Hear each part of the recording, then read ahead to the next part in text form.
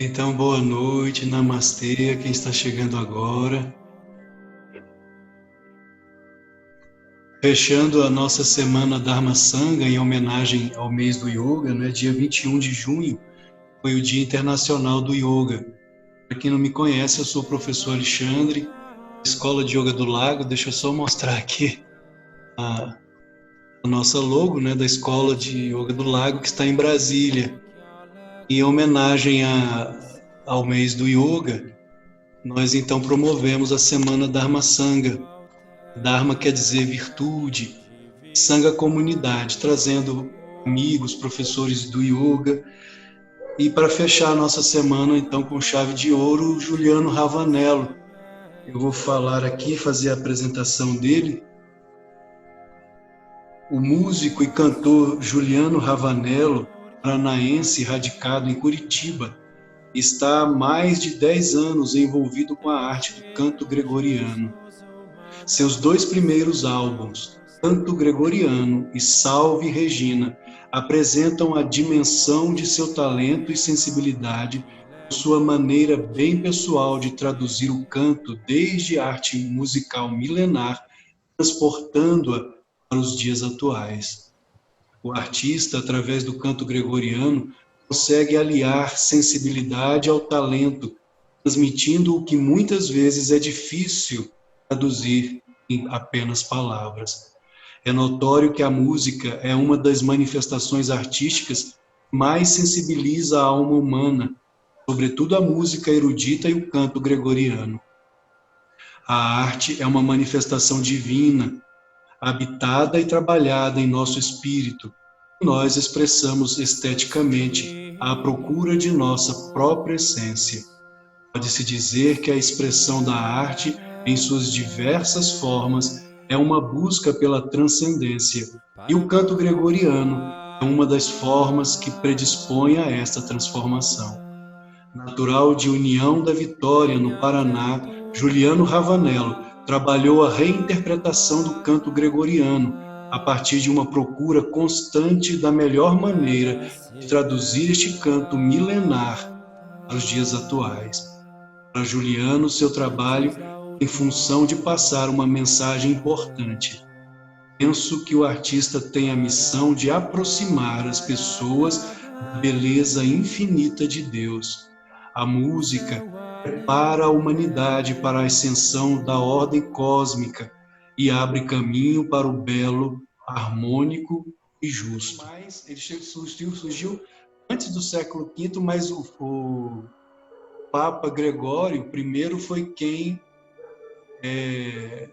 trabalhou para que o canto gregoriano se tornasse mais conhecido como canto litúrgico na igreja, não foi isso, Juliana?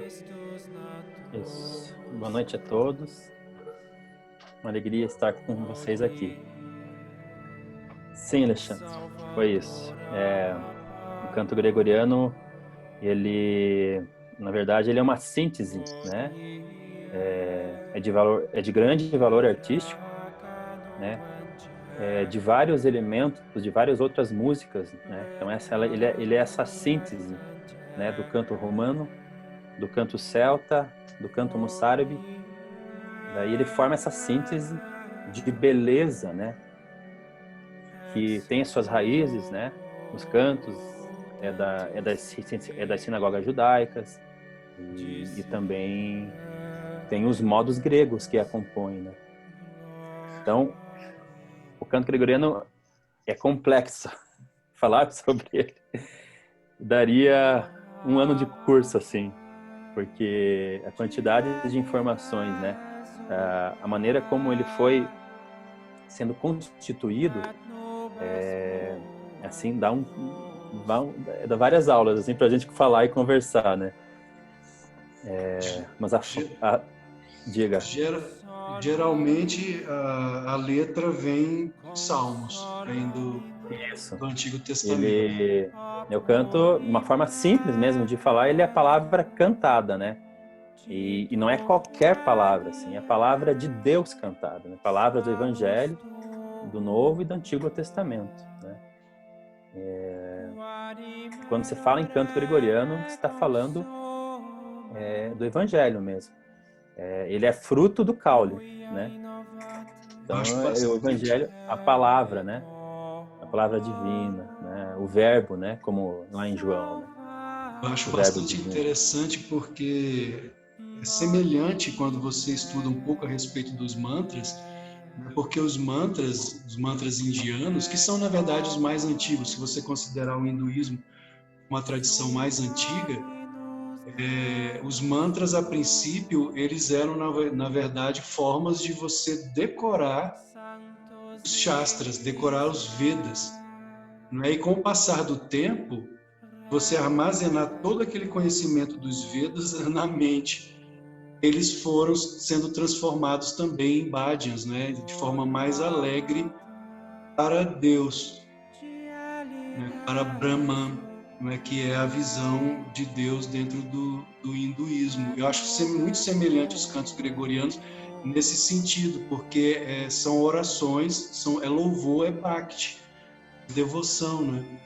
E também no sentido de que à medida que você mantra ou você canta, né, entoa um canto gregoriano, ocorre um fenômeno na mente de acalmar a mente, de acalmar os sentidos, as vítreas, de acalmar as indrias, que são os sentidos e os redemoinhos da mente, e entrar naquele estado que no yoga nós chamamos de niroda, e que no cristianismo é chamado de exíquia. Isso realmente ocorre quando você entoa um canto gregoriano, assim como quando você entoa um mantra. Quando você fala dos mantras, eu tenho muito essa dimensão, né, do canto gregoriano na minha inspiração através dos mantras, né? Eu tenho muito disso no meu timbre de voz. Eu trouxe isso da inspiração de escutar muitos mantras do Oriente. Eu amo. Como surgiu assim, o seu interesse pelo canto gregoriano? E depois fazer essa associação que parece que você tem essa ligação, grande ligação com a yoga, né? Eu tenho um grande amigo que é o Marco Schutz, simplesmente yoga. A gente se conheceu lá, lá em um dos retiros do Marco, né? Então ali, o Marcos eu conheci ele numa viagem para Israel com o Jair de Lelu. Porque lá a gente se encontrou e ali a gente se tornou amigo, assim. E mais tarde, outros anos, em 2011, a gente foi para a Índia. Ele me convidou para ir para a Índia. Eu fiquei 30 dias na Índia, vivenciando a Índia, vivenciando os ensinamentos. Foi profundo, assim, né? Ter contato com os mantras lá mesmo na Índia, né?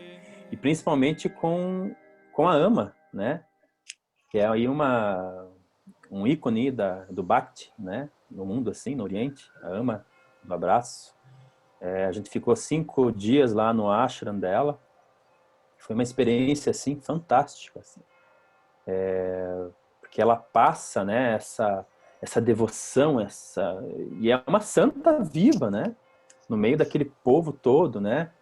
Que vem no mundo inteiro, né? E a gente percebe, assim, muitos milagres acontecendo ali, a gente viu muitas coisas, assim. E então essa escola né, do Oriente, assim, me inspirei muito mesmo, assim, mas vivenciando mesmo, sabe? E quando você perguntou, quando eu comecei? Eu comecei o canto gregoriano na minha adolescência. Primeiro, eu recebi um álbum de uma amiga, até vi aqui o Frei Fábio, tá aqui. Fiquei muito feliz que ele está aqui. Seja bem-vindo, Frei. O Frei, um grande amigo meu na época de União da Vitória, Porto União. Obrigado. Muito feliz de estar aqui, que bom. Foi um grande frei nosso lá, um grande sacerdote.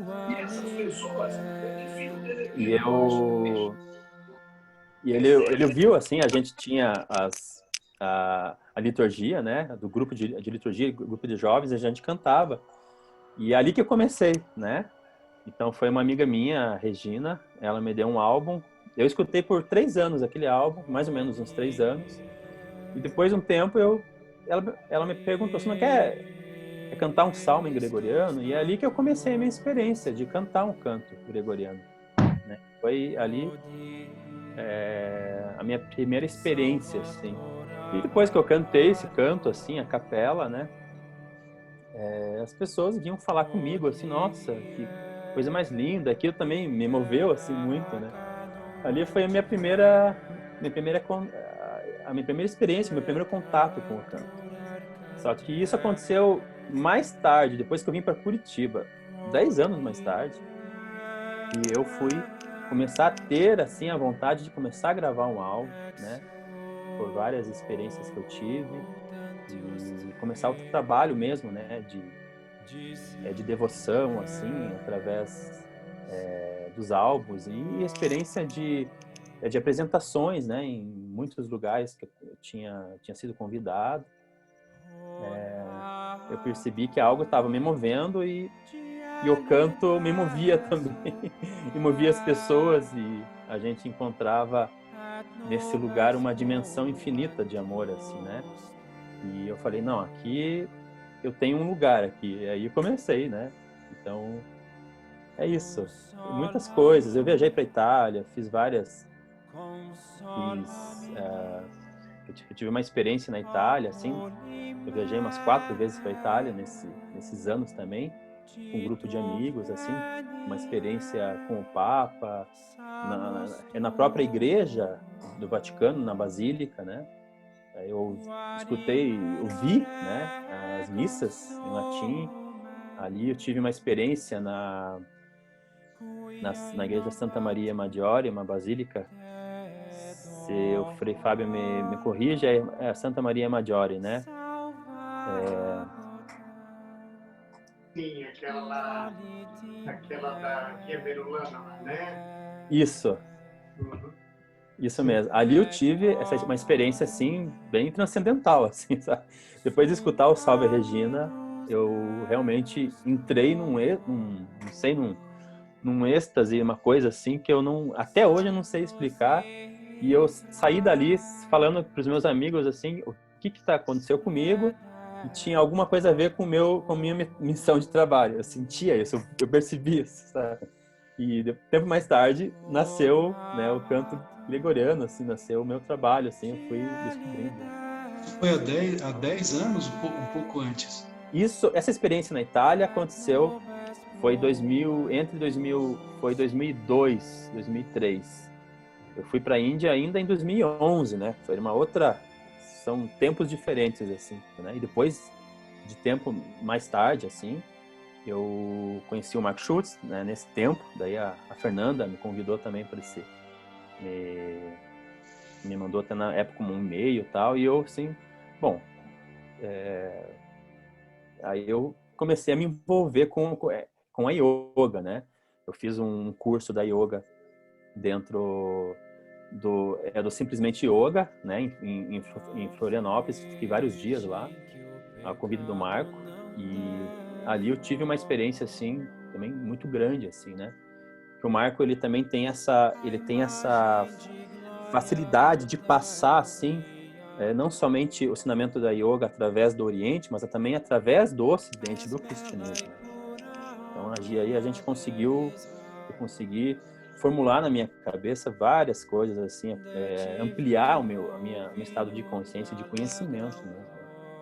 E o canto gregoriano, ele caminha comigo, assim, né? Que aonde eu vou, eu canto e eu aprendo com todas as pessoas, né? Com todos os retiros, né? Os lugares que eu vou participar.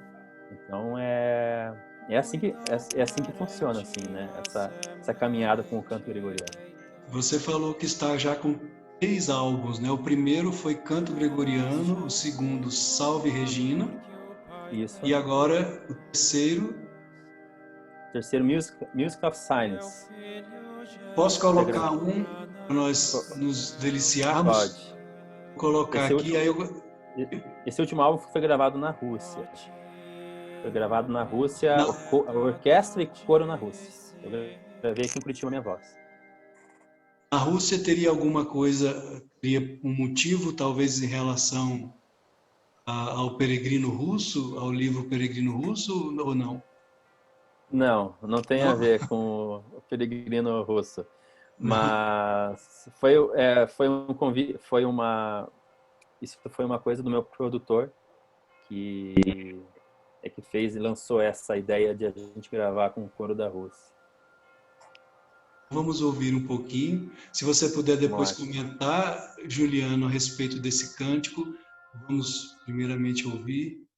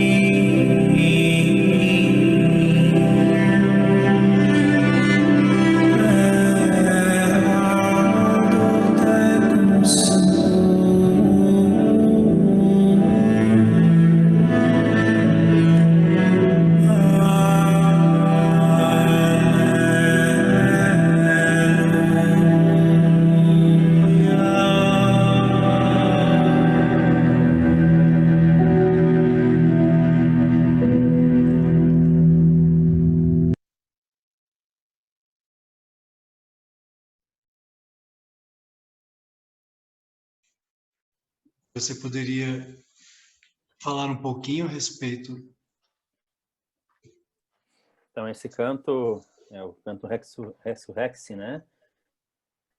É o último canto do álbum, né? Ele é eu quis trabalhar ele no gênero minimalista. Então, ele é o único canto do álbum, porque os outros cantos do álbum estão mais no gênero clássico, música clássica, nesse último álbum. E esse é o mais minimalista. Ele está bem moderno, assim, sabe? Porque eu tenho dentro da minha escuta diária, assim, eu tenho várias playlists, assim, e tenho escutado muito música minimalista, né? Olafur Arnalds, tem vários, assim, Ludovico também é um deles, e geralmente esses compositores que fazem trilha sonora também são minimalistas, essa forma de fazer música, né? Então você me envolveu muito assim nesses últimos anos. Eu quis colocar uma música dentro dessa, finalizar o disco com essa forma assim mais minimalista, né? Então esse é um canto assim é da ressurreição, né? Que significa ressuscitei e ainda estou contigo, né? A respeito de Jesus. Ela tem os salmos, deixa eu ver se eu tenho os salmos dela aqui. Ressuscitei e ainda estou contigo, aleluia. Puseste sobre mim a tua mão, aleluia. Esta verdade é maravilhosa, aleluia, né? Então, Senhor, vós me sondais e conheceis, percebeis quando me deito e quando me levanto. Glória ao Pai, ao Filho e ao Espírito Santo, como era no princípio e sempre será pelos séculos dos séculos. Amém. Então, esse é o Resurrexim, né? A tradução em português. Juliano, eu já cheguei a utilizar alguns dos seus cantos em aulas de Yoga Nidra. Porque o objetivo do Yoga Nidra, né, Nidra quer dizer sono consciente. Então é você atingir aquele estado de paz interna semelhante ao sono mais reformador, só que de forma consciente, ou seja, você não entra na inconsciência, você permanece consciente, sentindo aquela paz profunda em que realmente as ondas mentais se acalmam, né? E é excelente você praticar com o canto gregoriano, assim como os mantras, como eu falei no início. Você acalma as indrias, acalma os sentidos, os 5 telefones sensoriais, né, como diria Paramahansa Yogananda, aclamado pai do yoga no Ocidente, acalma as vítreas, os redemoinhos mentais. E essa união, né, entre o yoga e o cristianismo, quem não conhece Yogananda, Paramahansa Yogananda, ele, Swami Vivekananda, inclusive estava numa live ainda há pouco, Swami Vivekananda e Paramahansa Yogananda, este aqui é Swami Vivekananda, este Paramahansa Yogananda, são aclamados pais do yoga no Ocidente. Eles vieram da Índia, e é muito interessante, inclusive, a chegada deles no Ocidente, aliás, o nascimento deles, porque eles nasceram em janeiro, e o Dia de Reis é comemorado também em janeiro, ou seja, como os magos vindos do Oriente, né, Magoi, que vieram trazer os presentes para Jesus, trazer toda aquela comunicação com Jesus, e eles, como pais do yoga no Ocidente, nasceram em janeiro, vindo do Oriente, vindo da Índia trazer esse conhecimento, e Yogananda tecendo esse diálogo entre yoga e cristianismo, mostrando, de certa forma, a unidade subjacente, né, entre essas duas tradições. Assim como os pais e mães do deserto, os exicastas, né, que buscavam aquela exíquia, aquela quietude, como lemos também no salmista, né, no salmo da Bíblia cristã, do Antigo Testamento, aquietai-vos, saber que eu sou Deus. Essa quietude, essa exíquia, você percebe no canto gregoriano, assim como nos mantras, né? É isso que eu acho realmente extraordinário. Frei, eu também sou autor deste livro, Francisco Grande Yogi de Assis. Oh, que legal. Graças. Oi? conhecimento. Não cheguei a lê-lo ainda, mas o título já o conhecia. Legal. Parabéns. Esse trabalho de Francisco como yogi vem, na verdade, do conhecimento de Yogananda e de Swami Vivekananda, Ramakrishna também, que teve uma experiência com Jesus, Ramakrishna na Índia, o grande avatar do século XIX, o grande Bhakta, né, amante de Deus, ele conhecido como o filho da mãe divina. E Ramakrishna, em um determinado momento da vida dele, ele não sabia nada a respeito de Jesus, nunca tinha ouvido falar de Jesus. Em um determinado momento, ele entrou na casa de um discípulo e havia uma imagem de Maria com a criança, com Jesus no colo. Quando ele viu aquela imagem, ele adorava Deus na forma de mãe, né? Porque na Índia você adora Deus ou como pai ou como mãe, amante, o amante divino, o amado cósmico. Ele então adorava Deus como mãe divina. Quando ele viu aquela imagem de Maria segurando Jesus, criança, no colo, ele entrou em êxtase, ele entrou em samadhi. Depois disso, caminhando no Panchavati, Panchavati quer dizer 5 árvores, são 5 árvores sagradas, né, na Índia, que é um jardim, na verdade. Ele caminhando ali no jardim, ele viu um homem se aproximando, dele e ele ouviu uma voz divina que falou a ele: este é o Filho do Homem. Ou seja, Jesus, este é o Filho do Homem. E nessa experiência, nesse êxtase, ele percebeu o Filho do Homem, Jesus, se fundindo com ele, o Filho da Mãe Divina, se tornaram um só. Então, vem de Ramakrishna, né, esse diálogo entre yoga e cristianismo. Swami Vivekananda, quando chega à América, discípulo de Ramakrishna, apesar de aclamado leão do Vedanta, ele fala a comunidades cristãs, né, e reconhecido por cristãos no século XIX, final do século XIX, não como um homem qualquer, não um homem comum. O poder espiritual de Vivekananda era tão grande que na primeira palestra que ele realizou, um congresso internacional de religiosos, foi dito nos jornais da época, e as simples palavras de Vivekananda, irmãos e irmãs da América, fez com que o auditório inteiro de pé o aplaudisse por minutos. E todos afirmavam: é um Deus vindo da Índia. Tamanha era a vibração, o poder espiritual de Vivekananda. Décadas depois, em 1920, veio outro gigante, Paramahansa Yogananda, e ele então tece esse diálogo entre yoga e cristianismo, né? Mostrando essa unidade subjacente do Bhagavad Gita, a palavra de Krishna, o diálogo de Krishna com Arjuna, fazendo essa comparação com o Novo Testamento. Um trabalho verdadeiramente gigantesco de Yogananda, mostrando essa unidade. E da mesma forma como Vivekananda, as pessoas que o conheceram pessoalmente afirmavam: não é um homem comum. Não é um homem comum. Yogananda esteve com a mística católica estigmatizada Teresa Neumann, da Baviera, da Alemanha. Ela tinha todos os estigmas de Jesus, sangrava os olhos, a coroa de espinhos, o corpo dela inteiro sangrava, ela tinha a visão da paixão. Sempre nas sextas-feiras, ela só se alimentava de uma hóstia consagrada. E quando Yogananda esteve na casa dela, na residência dela, ela mandou o seguinte recado: apesar de o bispo me haver pedido para não receber visitas, abrirei uma exceção ao homem de Deus vindo da Índia. Então isso é um marco, né, para o diálogo interreligioso. Eu vejo dessa forma, Juliano: o canto gregoriano é um mantra. É um mantra. O que é mantra? Mantra é justamente esse acalmar da mente.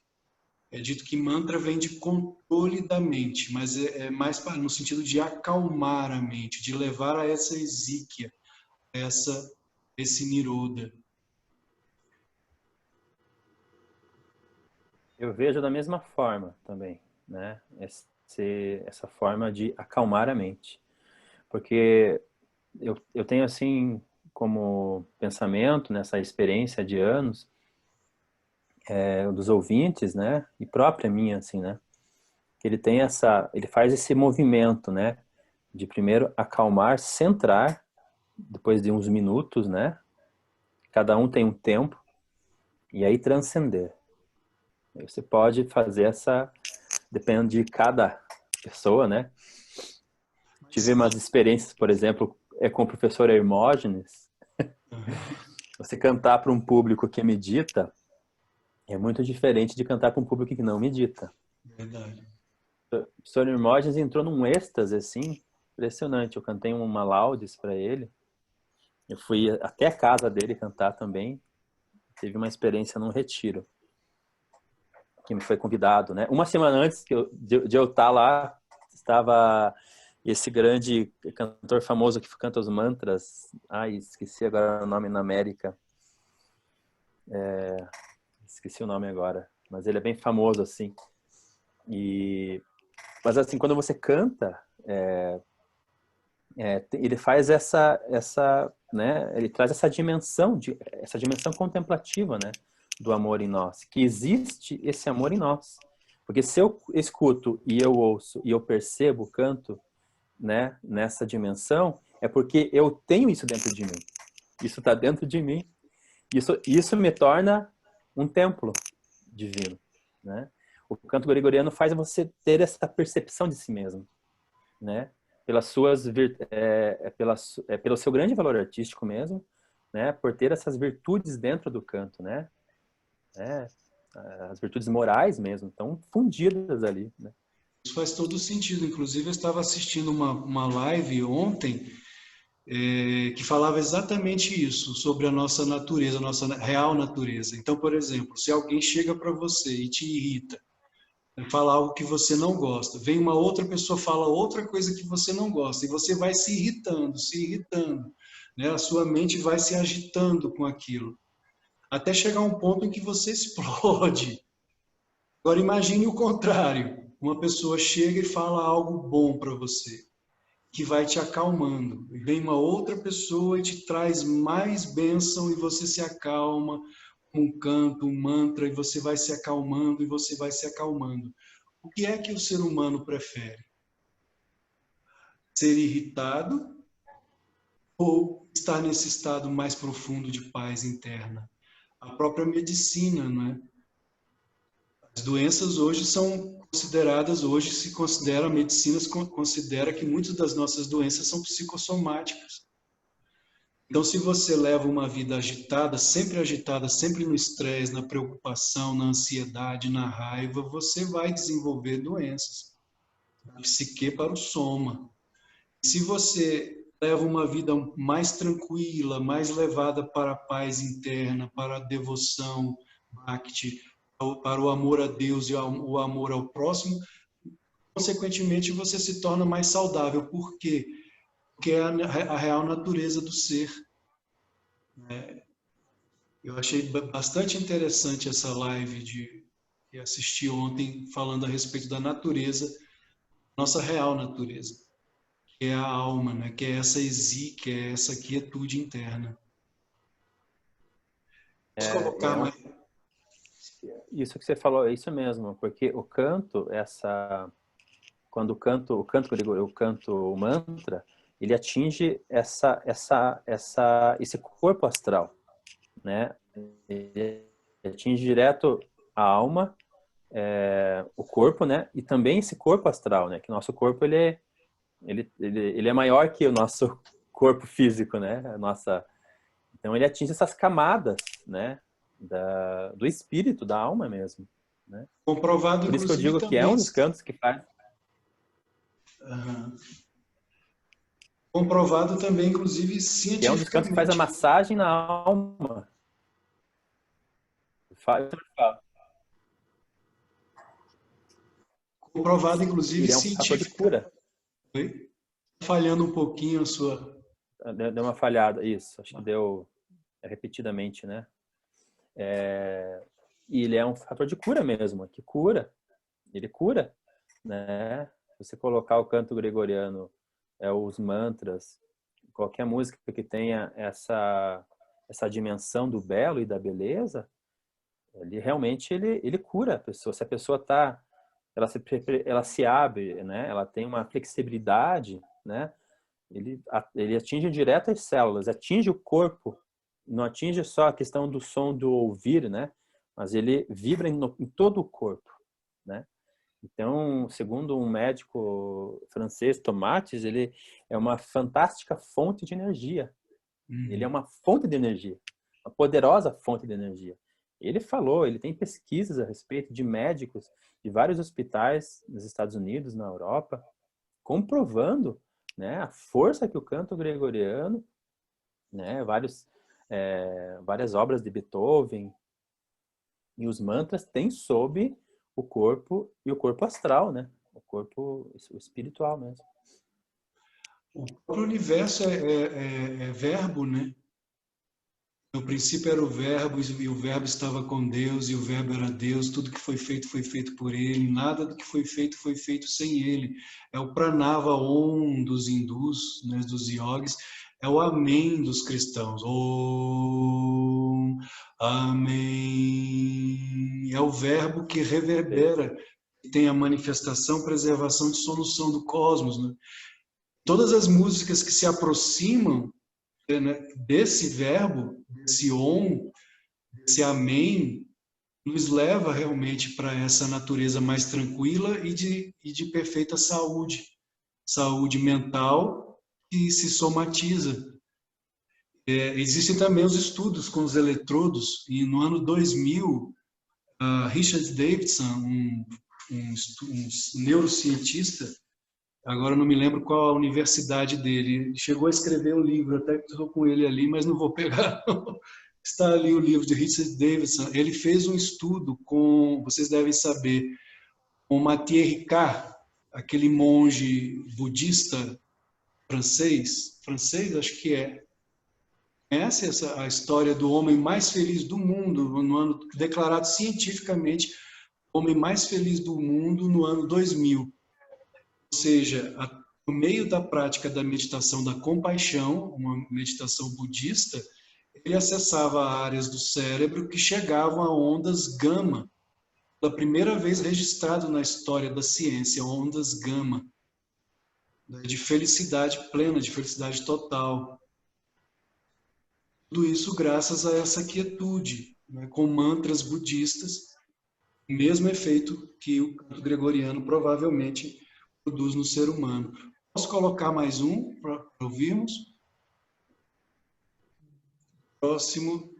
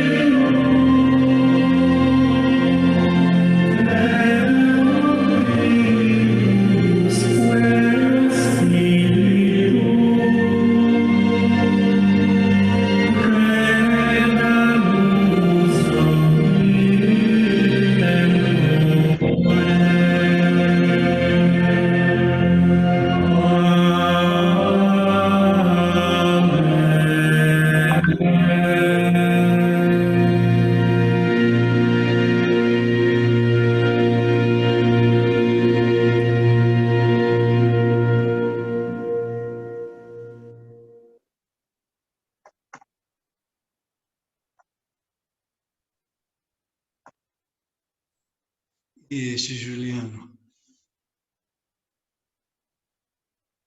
Esse canto Veni Creator, Espíritos, né? É o canto de Pentecostes. Ele tem um seu compositor, que é o Rabano Mauro, que geralmente os cantos gregorianos, os monges, né, a gente não sabe da maioria dos cantos, né, a composição. São monges, né, que não quiseram colocar, não se sabe, né, os compositores, mas esse a gente sabe, que é o Rabano Mauro, esse é um canto do século 8, se não me engano, que é o canto de Pentecostes, né? No dia de Pentecostes vem Espírito Santo, né? Dos dons do Espírito Santo, tem essa ligação com a pomba, né? Como diz assim, dentro do yoga, né? Dentro do Oriente, o Dharma, né? O Dharma de cada um, o Dharma pessoal, o dom, né? A missão de vida, né? Que é soprado por Deus, né? E a gente pega assim isso, né? E transforma isso numa energia, num trabalho, né? É isso assim. Muitos de nós, às vezes eu vejo muitas, às vezes as pessoas falando isso, e falam dessa forma assim, quando se fala a respeito do próprio caminho do yoga ou do próprio cristianismo, o que o yoga nos traz e qual a meta do yoga? É o êxtase, é o samadhi. O samadhi quer dizer a percepção de Deus. E como você chega ao êxtase, a essa percepção de Deus? Não existe outro meio senão pela santidade, ou seja, pela purificação dos três, do tripé, que é o corpo, a mente e a alma, como afirmam os mestres da Índia. Todos são unânimes nesse sentido. Senão não existe yoga, não existe realmente o alvo, a meta, é a santidade. E muitas pessoas falam assim, bom, eu não quero ser santo, eu não quero isso, não sou santo, não quero isso. Não é, porque o santo é aquela pessoa que sofre. O santo é a visão que nós temos, né? O santo é o sofredor. Quando eu vejo a própria história de São Francisco de Assis, eu só vejo sofrimento. Muitos falam isso. E não sabem, na verdade, que aquela pessoa que chegou a esse patamar de um São Francisco, de um Chaitanya Mahaprabhu na Índia, de um próprio Yogananda, um Swami Vivekananda, como o próprio Yogananda dizia, Deus é a alegria sem fim. Não pense que um santo é uma pessoa triste. O próprio mestre de Yogananda, Sri Yukteswar, ele afirmava, santidade é o funeral de todas as tristezas. O santo triste é o triste santo. Então não pense que ser santo, ou seja, ter esse encontro, não é com essa divindade que está tanto dentro quanto fora de nós, em toda parte, porque é onipresente, como dizem os yogis, onipenetrante também. Tudo que existe, todas as coisas são permeadas por essa força, por essa inteligência. Não pense que a vida de um ser assim é triste. O próprio Ramakrishna conta a história do santo recém-desperto. Ele comparava a um atleta e conseguiu escalar um alto muro. Quando ele vê o que existe do outro lado, não é, desse muro, e o que está lá do outro lado é Deus, ele se torna tão maravilhado, e aí eu me lembro do próprio São Francisco, ele se torna tão extasiado com o que ele vê, que ele nem olha para trás, ele se lança. Existe a história de São Francisco, o Frei pode até me corrigir se eu estiver errado, um dos primeiros êxtases, né, de Francisco, e guiando os jovens de Assis, ele então entra em um beco e permanece ali em silêncio. Os jovens vêm, se aproximam, querendo saber o que estava acontecendo com Francisco, e ele em silêncio. Aí um deles diz assim, ah, já sei, Francisco está apaixonado. Francisco está apaixonado. E ele, então, sai daquele êxtase, daquela bem-aventurança, e diz, sim, estou apaixonado. Quem é a Felizarda, Francisco? Quem é a Felizarda? Quem não sabe, Francisco, na verdade, era um apelido, né? Giovanni di Pietro de Bernardone é o nome de Francesco. Francesco quer dizer francesinho. Quem é a Felizarda, Francisco? E aí ele vai e diz, a mais bela de todas, a dama pobreza. E mais tarde ele afirma que naquele momento de êxtase, que a consciência adentrou, né? Bem como nós afirmamos no yoga, inclusive Teresa de Ávila, doutora da igreja, ela falava às irmãzinhas descalças, né, do convento, vocês querem ter a visão de Deus, então façam como a tartaruga, que recolhe os seus membros para dentro do casco. Isso é pratyahara no yoga, né? Recolher os sentidos. Então, Francisco, naquele estado profundo, ele disse, se um soldado chegasse com uma espada e cortasse cada pedaço de meu corpo, eu não me moveria do lugar. Tamanha era a bem-aventurança, tamanho era o êxtase. Então, esse aquietar da mente é saúde plena. O próprio Abraham Maslow, pai da psicologia humanista, ele afirmou, em certo sentido, a humanidade são os santos. Quando se fala em saúde psíquica, não há ninguém melhor do que os santos para representar homens e mulheres verdadeiramente saudáveis. Os santos. Então são eles as pessoas, os seres mais felizes da Terra. E não nós que teimamos ainda nas atitudes seculares, como diria São Francisco. Juliano, você disse que poderia cantar para nós, ao vivo, e a cores. Você gostaria de falar mais Sim. alguma coisa? Não, quando você estava falando, me veio muito essa questão do silêncio, né? Por isso que eu dei o nome desse último álbum. Essa última música que você também colocou é do último álbum. Mas só que ele simboliza, o nome desse disco simboliza todo o trabalho, né? A música do silêncio, Music of Silence, ela gera esse silêncio interior, né? Silêncio profundo, né? Tudo que tem beleza, que tem organização, tem, né? Tem o belo, ela tem profundidade, né? Então toda arte pura tem profundidade. Então é isso que nós precisamos, né? E tudo que tem profundidade gera silêncio interior, né? Então isso os santos eles tinham de sobra, né? Santa Teresa d'Ávila, né? Francisco, ele foi acho que mais de uma vez, né? Ele ficou um tempo assim, né? Em retiro, assim, sozinho. Ele precisava muito disso, né? Ele precisava desse silêncio, precisava se entender, se encontrar, né? Com o eu interior, com Jesus, né? E a gente vê isso muito, né? Com Jesus também, né? Quando falava com a multidão, ele precisava sair, precisava do seu momento, né? Do seu silêncio, né? Então, para poder se alimentar disso que ele falou para a samaritana lá no poço, né? Existe o meu alimento, um alimento esse que vai te alimentar para a vida, para a vida eterna. Então as pessoas precisam de mais silêncio na vida, né? E a gente precisa buscar mais esses cantos, né? Também que geram esse silêncio, que são orações mesmo, assim, né? Que a gente possa entrar nesse estado de, como você fala, samadhi, né? E ter essa percepção do templo interior, né? Porque na mesma forma que quando Jesus encontra a samaritana, no final ele fala, né? Que não é nem sobre Jerusalém, nem sobre essas montanhas que vós orareis, mas mais futuramente orareis em espírito e verdade. Vocês vão aprender a orar em espírito e verdade.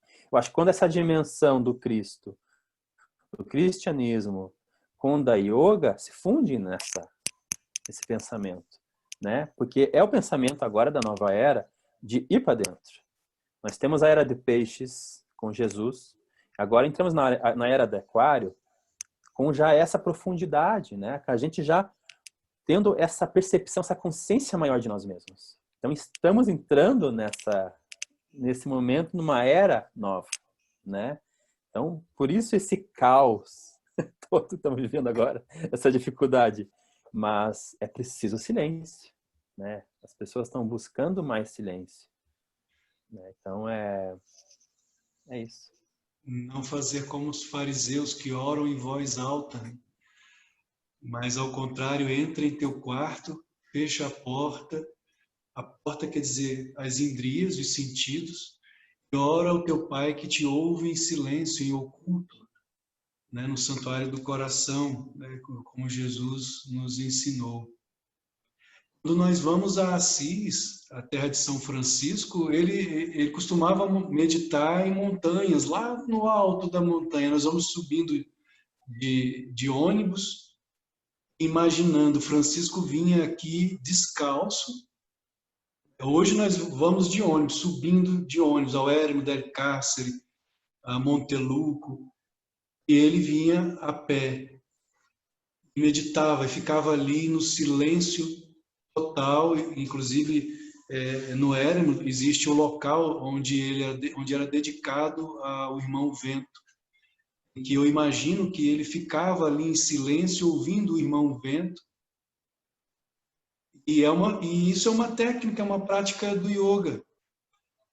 A concha do mar, quando você coloca no ouvido, tem o som do pranava. O vento, quando bate na janela, o vento na montanha, que Francisco gostava de ouvir, era a voz de Deus. Era o amém que ele estava ouvindo, amém. E é uma técnica yoga de você ter a visão de Deus, de entrar em êxtase, entrar em samadhi, comungar com o Senhor. Ele fazia isso, um verdadeiro yogi. No Eremo del Cárcere existe uma estátua de Francisco de pé, tamanho natural, né, com um círculo de fogo em volta, pai seráfico, né, seráfico que vem de serafim, que quer dizer ardente, assim como o Buda também era chamado pelos discípulos de o ardente, porque ele ativava o calor vital interno, a devoção de Francisco, Tivra Samvega, um amor tão profundo por Deus, um bhakti tão profundo que o corpo dele aquecia. Por isso ele era capaz de andar descalço, com roupas que muitas vezes ele tinha que remendar com casca de árvore e não sentia frio. Ele ativava o túmulo, o calor interno, como os yogis na Índia. O Swami Narayan, criança ainda, deixou a sua residência e andou por quase toda a Índia, no Himalaia, em temperaturas de 40 graus negativos. Aquela criança, Swami Narayan, andando ali, sem frio, ativando esse calor interno, como São Francisco fazia na Itália. E nessas montanhas, sempre ele guardava o silêncio, permanecia ali dias em meditação, oração, silêncio interno, como também quando vamos a São Damião, né, os franciscanos, chegamos ali em São Damião, a igrejinha que ele reconstruiu, subindo para São Damião, existe uma estátua de Francisco na postura do yogi Padmasana. A postura do yogi, a postura da meditação, está lá a estátua dele em tamanho natural. A mesma estátua que falei, do círculo de fogo, nós vemos ali o símbolo do cristianismo, a cruz, o símbolo do yoga está lá, o Om está lá, o símbolo do yoga. O símbolo do judaísmo, a roda do Dharma, do budismo, está lá na estátua, no círculo de fogo, está lá representado o budismo, o yoga, o judaísmo, o cristianismo e a lua, meia-lua do islamismo. As 5 grandes tradições estão representadas na estátua de São Francisco. E subindo então para São Damião, mais uma vez está lá o pai seráfico na postura do yogi, na postura de lótus. Você chega então em São Damião, não é? Os franciscanos colocam o dedo em silêncio, para que os visitantes pratiquem o silêncio lá dentro. Como os próprios yogis também afirmam, Deus é silêncio. Yogananda, ele dizia, Deus começa onde o movimento cessa. Que movimento é esse? Não é só o movimento físico. Você pode até estar caminhando, você pode até estar falando, como já ocorreu com São Lourenço. Ele teve uma visão de Deus varrendo, cuidando das coisas. Então você pode estar fisicamente ativo. O que deve silenciar, o que deve parar, são os pensamentos, a mente e o coração, literalmente. O coração para de bater no êxtase. A respiração cessa. E nesse momento, o santo tem a percepção interna. O próprio Yogananda, criança ainda, ele tinha capacidade de entrar em samadhi. E brincava com o samadhi. Em uma dessas brincadeiras de Yogananda, Mukunda Lal Ghosh, ainda criança, ele deu um susto na família, ele entrou em um estado de morte, estava morto. Chamaram o médico examinou e afirmou, essa criança está morta. A criada mamá, chamada criada mamá, que a mãe de Yogananda faleceu cedo, ela então cuidava dos irmãos, não era casada com o pai, mas ela tomava conta de todos e tinha todas as crianças ali como se fossem filhos dela. Ela pegou o corpinho de Mukunda nos braços em prantos e disse, meu Deus, eu faria qualquer coisa para tê-lo de volta. Então a criança Mukunda Lal Ghosh, futuro Paramahansa Yogananda, ele sai do êxtase, o médico já havia dito, essa criança está morta, não há pulso, não há batimentos cardíacos, não há respiração, está morta. Então sai do êxtase, ele volta à consciência e grita, qualquer coisa mesmo. Você fará qualquer coisa mesmo.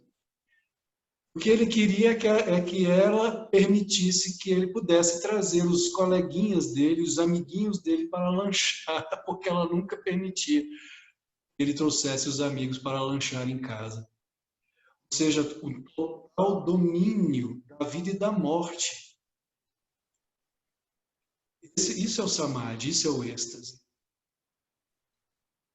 Isso só ocorre por meio de um silêncio profundo interno. Claro que não é qualquer ser humano, né, que tem esse controle, tem essa capacidade de controlar a própria vida e a morte, como Jesus Cristo demonstrou isso claramente, né, nos 3 dias em que ele permaneceu morto. Os yogis acreditam nisso. Sudar é uma prova disso, não é? E no 3º dia, então, ele voltou, ele realmente reconstituiu toda a sua biologia, sua fisiologia. Um verdadeiro yogi. Juliano, você gostaria, então, de cantar um pouquinho para nós? Vou cantar... Você estava falando e me veio muito o canto Enviai, Senhor, o vosso Espírito e renovai a face da terra, que traz muito a natureza, né? Aqui é um canto bem franciscano, ele é o Salmo 103, 102, 103, que é um hino ao Criador, né? As criaturas. E eu tenho tenho muito esse contato com a natureza também, né? Em todos, por exemplo, os meus vídeos eu coloco muito a natureza, né? Quando você vai lá em Assis, por exemplo, o templo onde Francisco né, fazia missas, as palestras, onde ele ficava lá, né? É muito interessante lá, né? Então, essa forma de gratidão, né, com o Criador e com tudo que ele fez, né? E a gente faz parte disso. Esse canto tá no meu segundo álbum, tá? Se quiser depois, é o Salve Regina Gregorian Chants, canto gregoriano.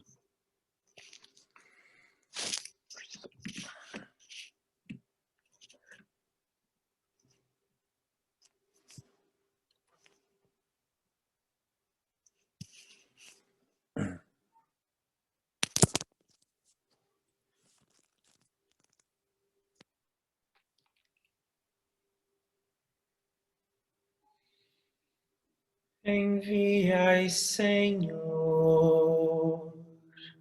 o vosso Espírito e renovar a face da terra. Enviai, Senhor, o vosso Espírito e renovar a face da terra. Bendiz a minha alma, o Senhor. Ó meu Deus e meu Senhor, como sois grande, de majestade e esplendor vos revestis, e de luz vos envolveis como num manto.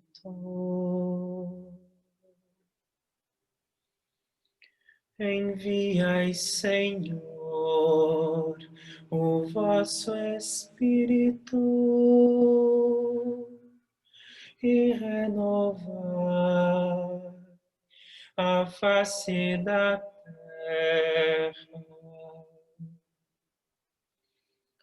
A terra vós firmastes em suas bases, ficará firme pelos séculos sem fim. Os mares a cobriam como um manto, e as águas envolviam as montanhas.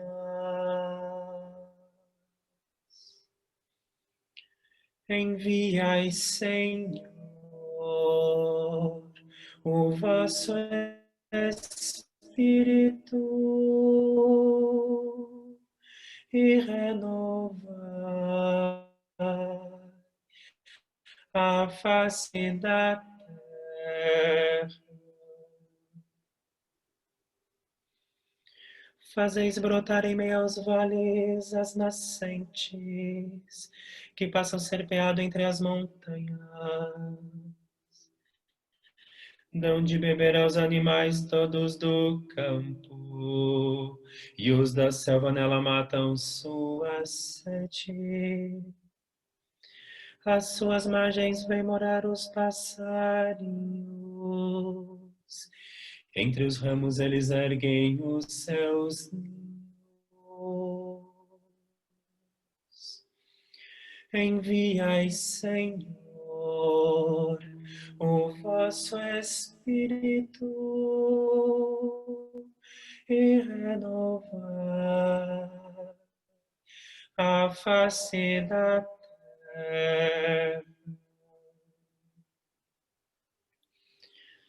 Em vossas casas as montanhas irrigais, com vossos frutos saciais a terra inteira. Fazeis crescer os verdes pastos para o gado, e as plantas que são úteis para o homem. Enviai, Senhor, o vosso Espírito e renovar a face da terra.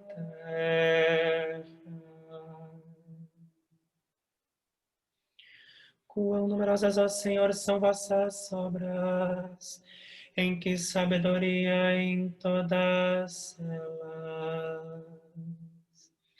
Encheu-se a terra com as vossas criaturas. Bendize a minha alma ao Senhor. Enviai, Senhor, o vosso Espírito e renovar a face da terra.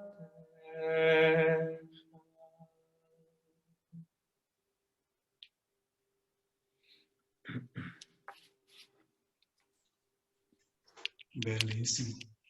Alguém gostaria de fazer alguma pergunta ao Juliano? Fiquem à vontade.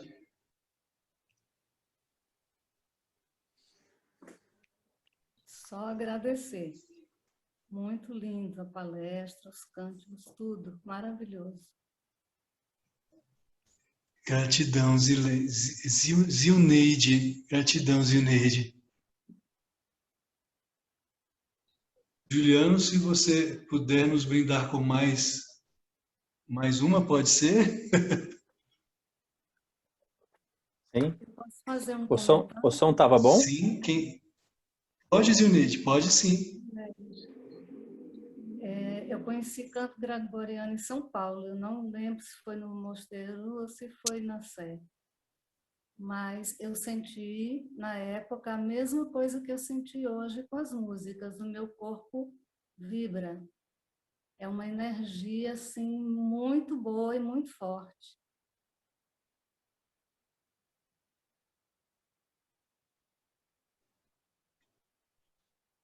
Bhakti é devoção.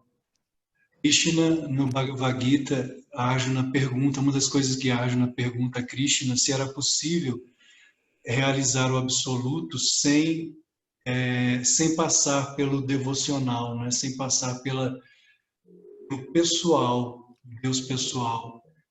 Krishna responde que sim, é possível, mas é árduo, muito difícil.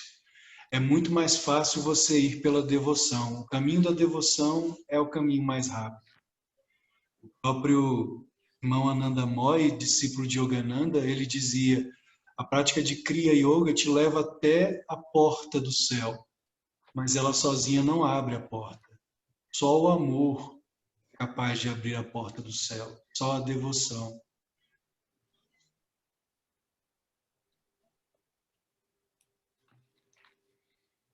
Então, perfeito. É isso mesmo. Cantando. Eu vou cantar o Stella Celli, que é Estrela do Céu, que eu canto para a pandemia. Vocês me ouvem assim? Eu tirei o fone, tá ok, né? Ok, tá ótimo. Então, o som tá ok, tá. Então eu canto Stella Celli, Estrela do Céu, né? É um canto para a gente clamar a Maria, né? Que ela fale para Jesus, né? Como foi na ceia lá, no primeiro milagre que Jesus fez, né? Em Canaã, né? Teve que Maria intervir para Jesus fazer o milagre, né? Do vinho, né? E o Stella Celli é isso, ele traz, eu canto que a gente clama a Maria para ela clamar a Jesus para poder tirar toda essa pandemia que está acontecendo, né? Suavizar toda esse vírus que está. Esse canto, ele é do século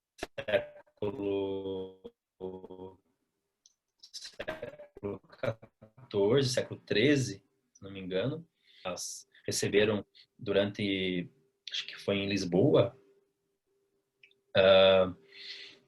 estava passando também por uma peste e elas receberam de um mendigo esse canto na porta da entrada, as Clarissas, no mosteiro das Clarissas. E elas começaram a cantar esse canto, e durante uma semana a peste, pode ser que seja realmente um simbolismo para, né, o final da peste.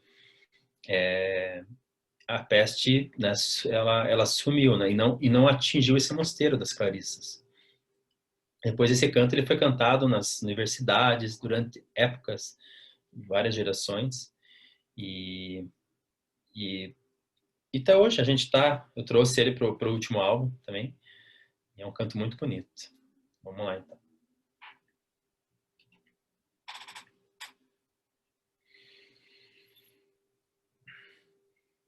Stella Celi extirpavi,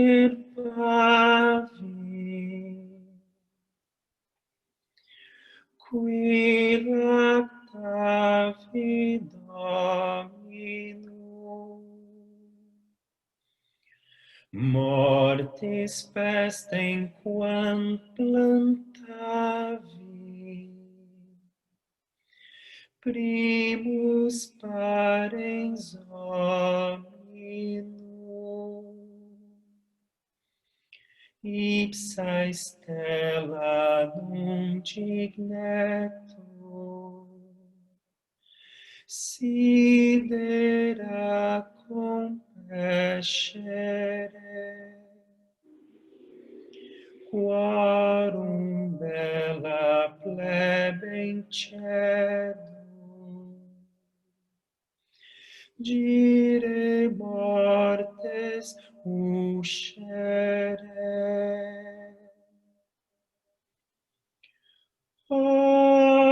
Opissima Stella Maris, a pestes succurre nobis, audi nos filius tuus, nihil negans te honora. Salva nos Iesu, proquimus Virgo Mater Theorat.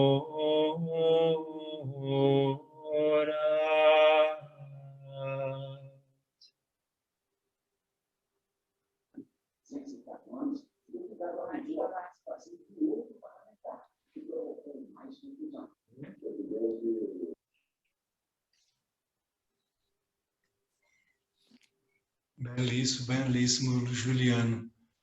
Santa Clara, ela realmente teve um papel muito, na verdade, fundamental, né, entre os irmãos menores na época. O Frei está aqui para não me deixar mentir.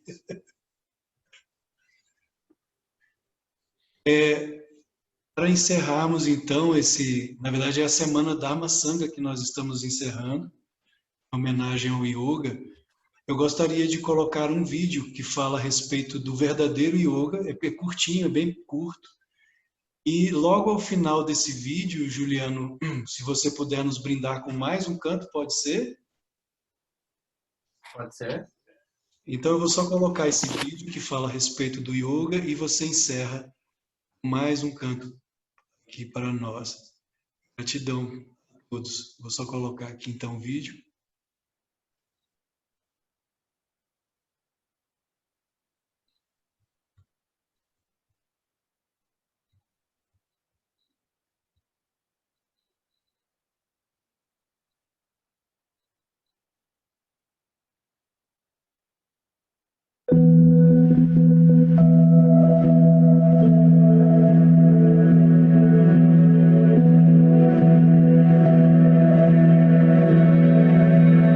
O yoga surgiu há milênios na Índia, não como uma prática meramente psicofísica, como tem sido ensinada no Ocidente dos tempos atuais, mas como um caminho interior de união, Yud, do eu menor, com a sua natureza mais profunda, o Atma, que é Pratyagatma, a alma do verdadeiro ser do homem, idêntica a Deus, o Espírito ou Absoluto, existindo nos corações de todos os seres. Os antigos rishis, sábios iluminados dos tempos védicos, receberam instruções internas por meio da percepção mais elevada, o êxtase divino, Samadhi. Inspirados pela inteligência cósmica onipresente, deixaram para a posteridade legado espiritual de valor incalculável e inigualável, arquivos imperecíveis da sabedoria divina e humana. Os primeiros yogis foram cientistas da alma. O yoga foi testado exaustivamente ao longo de milênios, colocado à prova nos tubos de ensaio dos laboratórios do corpo, da mente e da alma. Nada que possa ser criado nos tempos atuais pode substituir ou aperfeiçoar aquilo que os rishis nos legaram. Não se aperfeiçoa o que já é perfeito. Quando alguém tenta aperfeiçoar a perfeição, não obtém senão a desvirtuação da inestimável riqueza. O yoga deve ser compreendido e praticado em sua origem, ou seja, nos shastras indianos, na voz dos grandes e autênticos mestres. Caso contrário, será apenas modismo.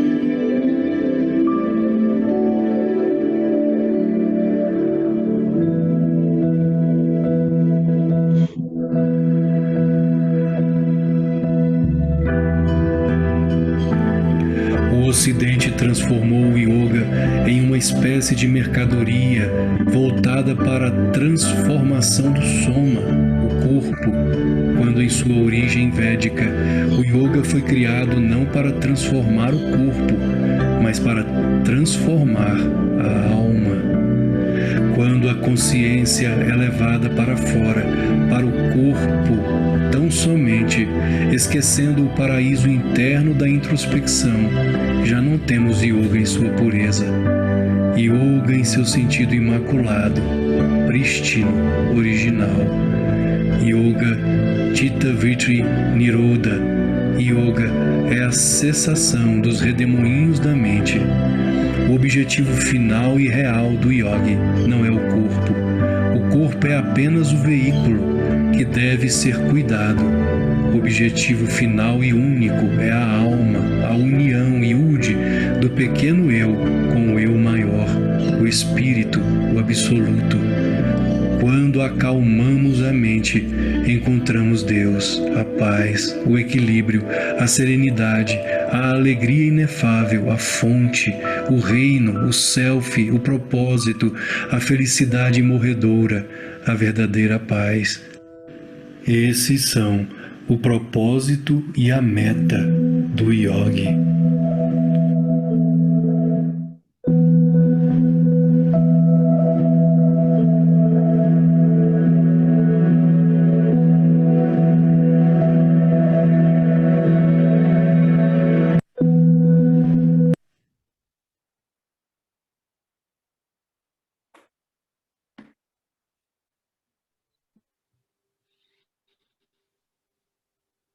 Boa noite a quem chegou agora, Namastê. Estamos com o Juliano Ravanello, encerrando a semana Dharma Sangha em homenagem ao mês do Yoga. Dia 21 de junho foi o Dia Internacional do Yoga. A Escola de Yoga do Lago trouxe durante essa semana professores, amigos do Yoga. Nós, então, agora, hoje, estamos encerrando com o nosso querido Juliano. Pedi a ele que pudesse encerrar com uma, se possível até duas, Juliano, se não for demais, pedir demais para você, um ou dois cantos para que possamos encerrar. Estou aqui à sua disposição.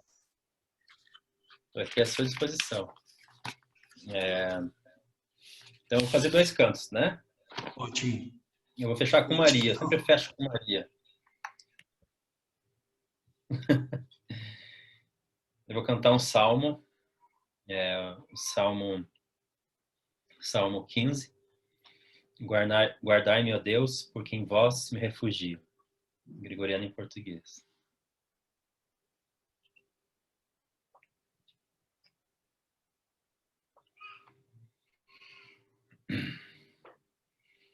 Guardai-me, ó Deus, porque em vós me refugio.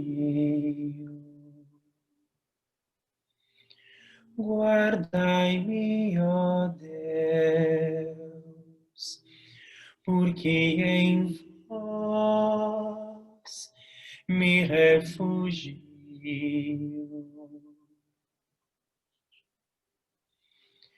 Ó Senhor, sois minha herança e minha taça. Meu destino está seguro em vossas mãos. Tenho sempre o Senhor ante meus olhos, pois se eu tenho ao meu lado, não vacilo.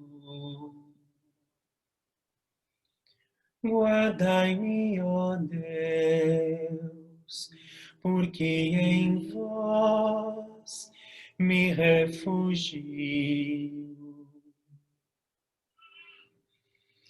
Eis porque meu coração está em festa, minha alma rejubila de alegria, e até meu corpo no repouso está tranquilo.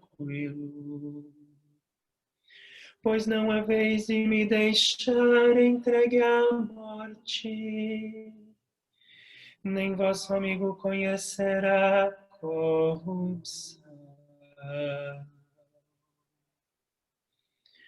Guardai-me, ó Deus, porque em vós me refugio. Vós me ensinais vosso caminho para a vida. Junto de vós felicidade sem limites. Dai-lhes eterna e alegria ao vosso lado. Guardai-me, ó Deus, porque em vós me refugio.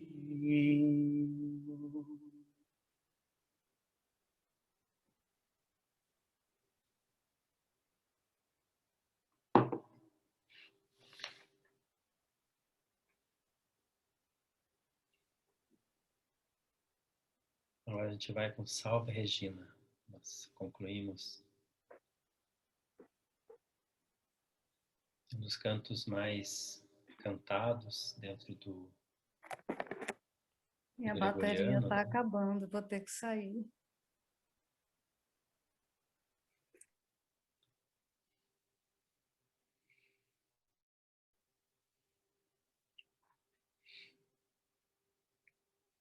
Depois ela ouve, então, de repente na gravação a gente manda o Salve Regina para ela. Um dos cantos mais cantados dentro do gregoriano, e eu sempre termino, né, ou com o Regina Coeli ou Salve Regina, dando essa honra à mãe, né, que permeia todo esse trabalho do gregoriano e sempre não deixando a gente, né, sempre morrer na praia e continuar o trabalho e fazer. Eu sinto que Maria, ela tem essa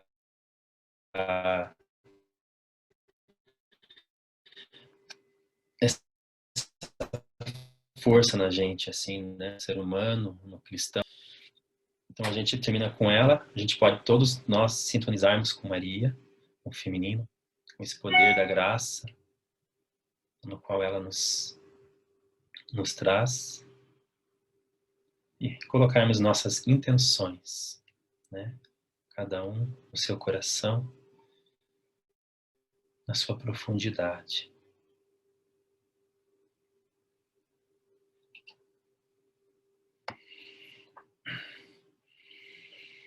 Salve Regina, Mater misericordiae, vita dulcedo, espes nostra salve. A te clamamus, exulis Filii Eve, a te suspiramus, gementes et flentes, in lacrimarum vale. Eia ergo, advocata nostra, ilus tuos, misericordia ad nos converte. Et Iesu, benedictum fructum ventris tui, nobis possa exilium ostende.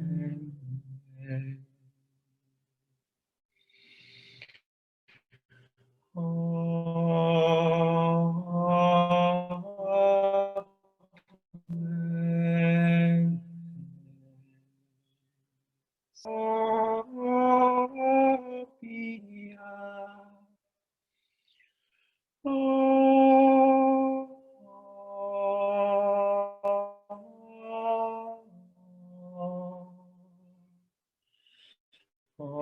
dulcis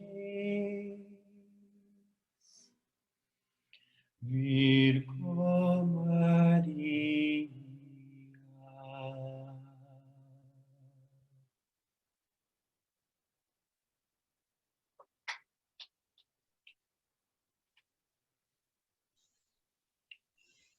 Sem palavras para agradecer, Juliano. Uma das coisas que eu acho mais extraordinária no catolicismo foi preservar Maria, né? Porque, como é dito no yoga, sem a mãe não existiria o cosmos. No yoga, a Kriti é a mãe, é o ventre, ela que dá a vida. E os iluminados não seriam iluminados se não reverenciassem a mãe divina, que é a Shakti dentro de nós, é a Kundalini. Sem ela, não existiriam os grandes santos. Gratidão, gratidão, gratidão. Belíssimo. Eu que agradeço, aproveitando essa tua deixa de Maria, eu acho que as suas aparições, né, em toda a Europa, em outros lugares do mundo, era justamente para nos levar à dimensão contemplativa, ao silêncio. Ela dizia, por favor, voltem para vocês, orem, né? Voltem para essa dimensão contemplativa para evitar todo tipo de guerra que veio a nos prejudicar a todos nós, né? Ao egoísmo, né? Ao materialismo, né? No mundo. Então, ela clamou, ela chorou em Salete, ela quis nos encontrar a todos nós, né? Esse chamado, assim, por favor, meus filhos, voltem ao silêncio. Então, quando eu sempre digo o canto Salve Regina, e o canto gregoriano tem essa dimensão contemplativa do feminino que envolve Maria, né? Nesse processo, nesse nosso processo, né? Que a gente da oração, assim. Então, é auspicioso a gente poder estar aqui cantando e trazer essa dimensão do silêncio, essa profundidade, né? É isso. Essa é a essência de todas as tradições, né? O silêncio. Você encontra isso no budismo, você encontra isso no hinduísmo, no yoga, no Vedanta, no cristianismo, os exicastas cristãos, os contemplativos cristãos. É isso. Gratidão, gratidão a todos. Encerramos a nossa semana Dharma Sangha. Aqui estamos recebendo vários elogios, Juliano, a você, gratidão, lindos cânticos, ensinamentos preciosos. Obrigada, a Rosilene escreveu, obrigada, Juliano. No estimado Juliano, precioso salmo. Só gratidão aqui de todos, da parte de todos. Gratidão mais uma vez, gratidão também à presença do nosso querido Frei Fábio, aqui conosco. Obrigado a vocês pelo convite, foi uma alegria. Alegria toda nossa, Frei. Gratidão, queridos. Então, namastê, paz e bem. Gratidão a todos. Encerramos a nossa semana com chave de ouro com Juliano Ravanello. Um abraço fraterno, um abraço de coração a todos. Namastê. Gratidão, Juliano. Gratidão, gratidão, gratidão. Namastê. Obrigada, obrigada, Alexandre, Juliano, Laís. Gratidão, Maravilhoso. Gratidão, Alexandre. Gratidão, Marília. Aonde que a gente encontra os cantos, Juliano? Juliano. No meu, estou escrevendo aqui no meu site, tá? Sim. Juliano Ravanello.com. E os CDs? julianoravanello.com. Isso, nos CDs. Lá tem os CDs para comprar. Você encontra em todas as plataformas digitais, Spotify, Deezer, YouTube, tem todos. E no YouTube também, onde o pessoal escuta também. Tá? Gratidão, Alexandre. Gratidão, Marília, por sua presença. Namastê, maravilhoso. Queridos. Paz e bem. Paz e bem, gente. Todos, gratidão.